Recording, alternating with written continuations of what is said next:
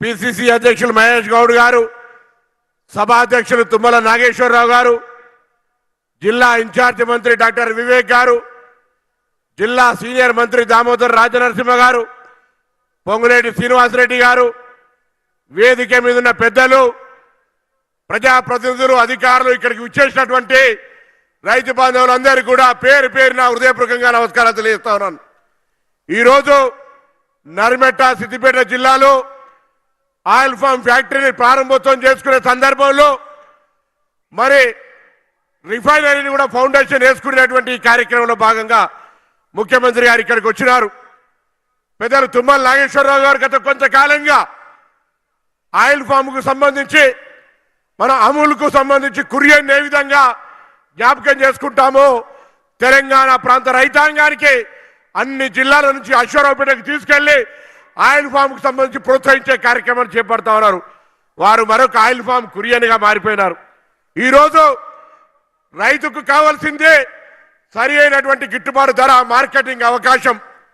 ప్రధానంగా రైతు ఆలోచన చేసేది తన ఉత్పత్తి ఎక్కడ కూడా ప్రకృతి పరంగా ఇబ్బంది కలగద్దనేటువంటి మాట. వాతావరణం అనుకూలించాలి.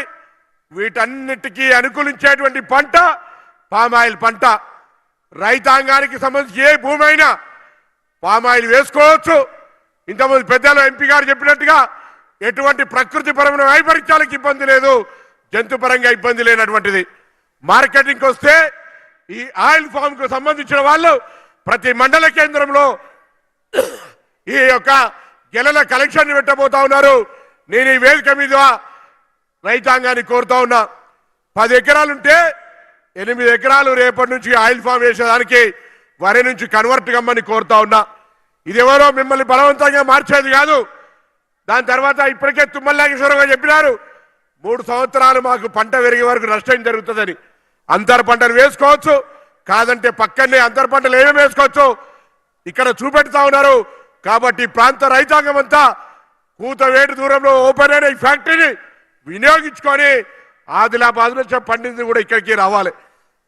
అటువంటిప్పుడు ఈ చుట్టుపక్కల రైతాంగం అంతా ఆయిల్ ఫామ్ను ఇలా గంటకు 30 టన్నులతోటి, అవసరమైతే గంటకు 120 టన్నులతోటి ఇక్కడ రిఫైనరీతో పాటుగా పెట్టినటువంటి ఆయిల్ ఫెడ్ను రైతాంగం ఉపయోగించుకోవాలని, పంటల మార్పిడిలో ఆదర్శంగా నిలవాలని కోరుతూ ఈ కార్యక్రమానికి వచ్చి ఈరోజు రైతు భరోసా, అనేక రైతు సంక్షేమ కార్యక్రమాలకు నాంది తీసుకున్నటువంటి గౌరవ ముఖ్యమంత్రి గారికి, వేదిక మీద పెద్దలందరికీ కూడా హృదయపూర్వకంగా ధన్యవాదాలు. మీ అందరూ కూడా ఇది రైతు రాజ్యం, రైతు సంక్షేమ రాజ్యం, రైతుల కోసం కృషి చేసేటువంటి రాజ్యం, ప్రజాపాలన రేవంత్ రెడ్డి గారి నాయకత్వంలో అనేటువంటి మాట మనవి చేస్తూ ధన్యవాదాలు చెప్తూ సెలవు తీసుకుంటా ఉన్నాను.